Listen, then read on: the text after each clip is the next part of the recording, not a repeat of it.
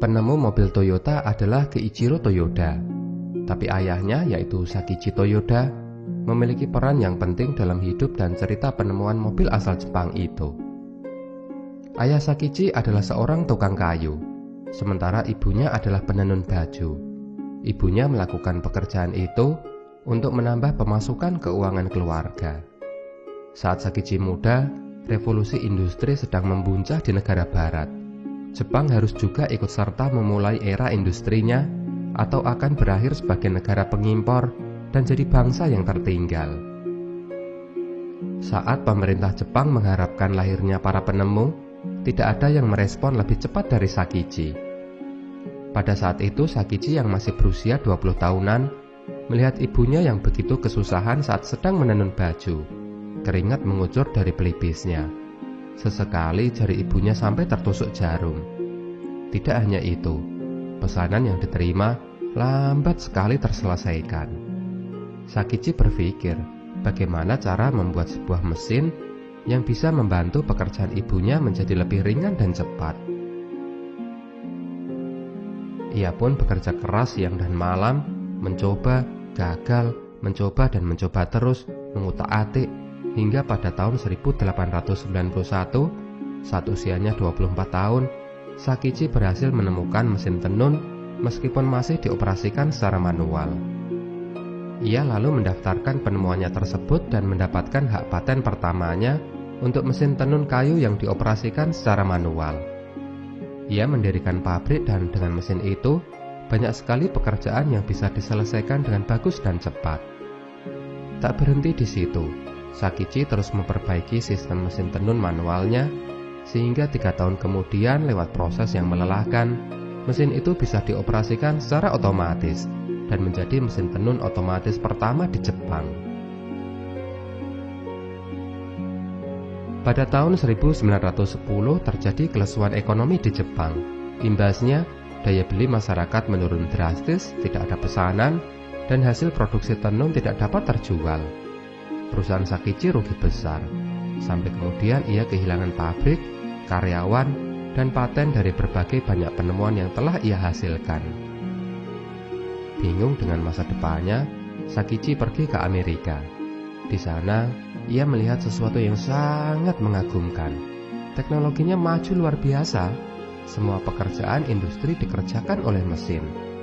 Terinspirasi dari perjalanannya di Amerika, pada tahun 1918, Sakichi mendirikan perusahaan baru yaitu Toyota Spinning dan Weaving.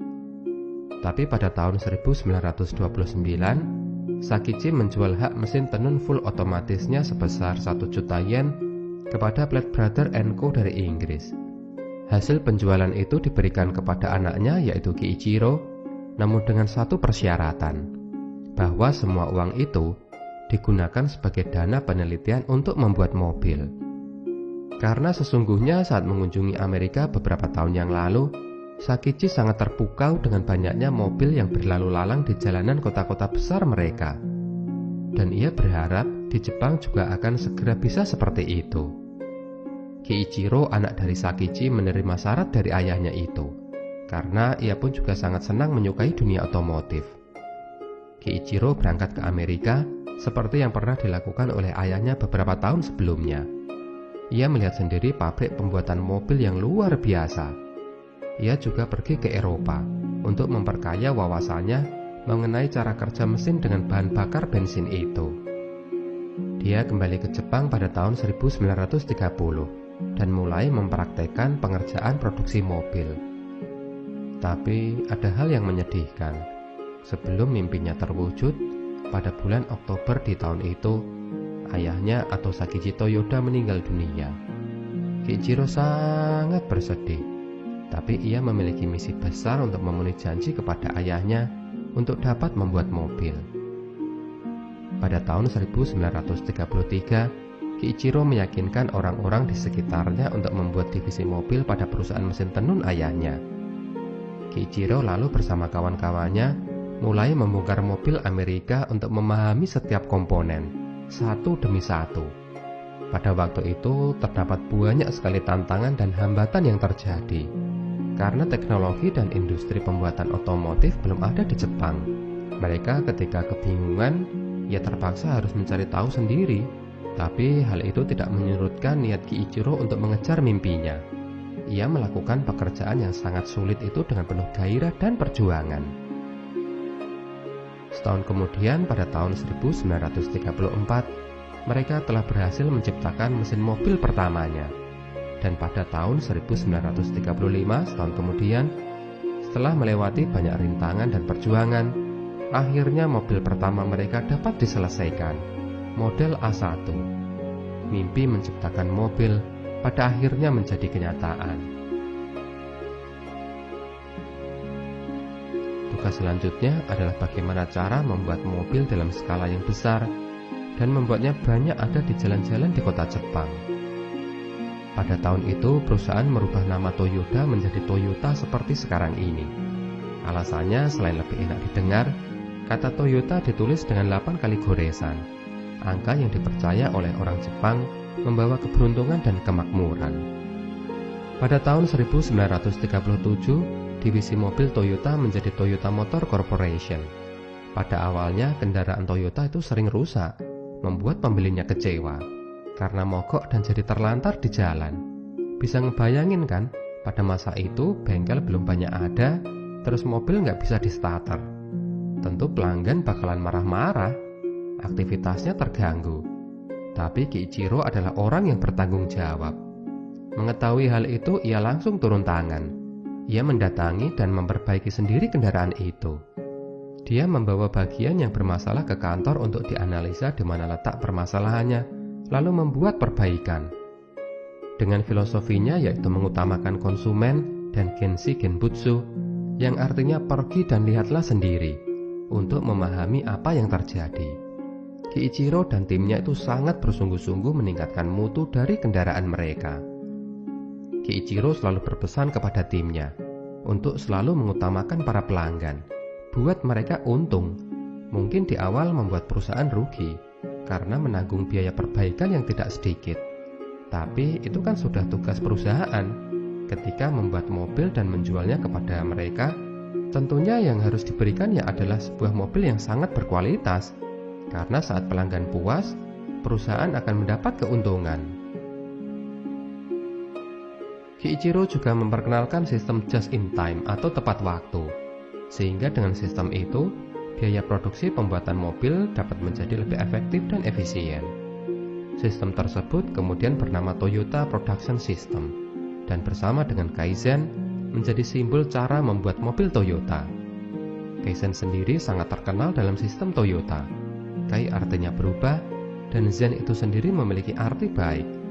Jadi definisi dari Kaizen secara sederhana adalah konsep perbaikan berkelanjutan. Pada akhir tahun 1940-an, akibat kondisi ekonomi dunia yang amburadul, Toyota terkena imbasnya dan mengalami kebangkrutan. Kiichiro Toyoda terpaksa mengundurkan diri. Sebagai penghormatan kepada beliau, banyak pegawainya yang secara sukarela juga ikut mundur. Meskipun begitu, pabrik di Kurumu masih menerima order dan tetap bekerja. Beberapa tahun kemudian, saat kondisi ekonomi mulai membaik, kondisi perusahaan Toyota pun mulai stabil. Tapi saat hendak kembali memimpin perusahaan Toyota, pada tahun 1952, Kiichiro Toyoda meninggal dunia. Eiji Toyoda, sepupu dari Kiichiro, bersama Taichi Ohno segera mengambil alih perusahaan. Bersama-sama Eiji dan Taichi, mereka meneliti pabrik tempat produksi mobil Toyota. Untuk meningkatkan produktivitas, mereka melakukan perubahan, termasuk mengurutkan mesin secara teratur berdasarkan penggunaannya. Tujuannya tentu agar proses produksi menjadi lebih singkat dan lancar. Karena waktu itu pesanan mobil Toyota itu sudah sangat banyak. Jika dikerjakan terlalu lama dan berlarut-larut, tentu akan membuat konsumen tidak senang karena menunggu mobilnya yang sangat lama. Toyota pun mulai mencari tantangan baru dan menyasar pangsa pasar dunia. Memimpin proyek tersebut ditunjuklah Shitaro Kamiya. Pada tahun 1955, Shitaro mengunjungi Amerika, di mana ia melihat pertumbuhan yang pesat dari banyaknya mobil kecil yang diimpor dari Eropa. Shitaro merasa itu adalah saat yang tepat bagi Toyota untuk memasuki pasar Amerika. Akhirnya mobil Toyota pun diekspor ke Amerika dengan produknya yaitu Toyopet Crown. Pada tahun 1958, dealer pertama Toyota dibuka di Hollywood, California, Amerika. Tapi di luar dugaan, mobil itu kurang diminati. Hanya terjual kurang dari 300 mobil dalam 1 tahun. Toyota pun melakukan kajian dan menemukan bahwa kegagalan itu akibat dari mobil Toyopet Crown yang kurang bertenaga. Ya, karena mobil itu didesain untuk jalanan Jepang yang kecil kan, bukan jalanan Amerika yang besar-besar dan tanpa hambatan. Belajar dari pengalaman itu, kemudian Toyota melakukan perbaikan.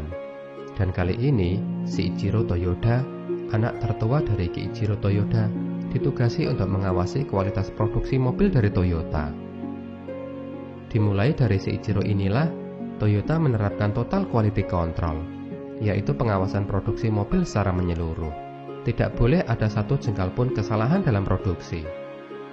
Saat Toyota dibeli oleh konsumen, dipastikan produk yang diterima baik dan sempurna. Tidak mungkin konsumen menerima mobil yang saat dikendarai berbunyi kadak-kadak.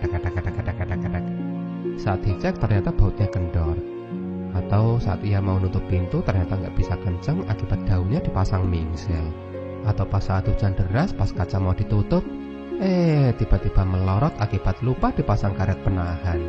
Dengan sistem total quality control, kesalahan seperti itu dipastikan tidak akan terjadi. Penjualan mobil Toyota di Amerika pun akhirnya menuai kesuksesan. Karena selain kualitasnya yang saat itu sudah membaik, juga dipengaruhi oleh krisis minyak yang terjadi pada tahun 1970. Sebuah berita buruk tapi adalah berkah bagi Toyota. Karena dengan krisis minyak itu, pasar menginginkan mobil yang murah serta irit bahan bakar. Sebuah hal yang ditawarkan dengan cermat oleh mobil Toyota. Bersamaan itu, ada aturan pembatasan impor mobil pada beberapa negara, yang membuat Toyota mulai mendirikan pabrik-pabrik produksi di luar Jepang. Toyota memproduksi mobil di negara-negara tujuan penjualannya, termasuk juga di Indonesia, dan membuat Toyota benar-benar menjadi perusahaan yang mendunia.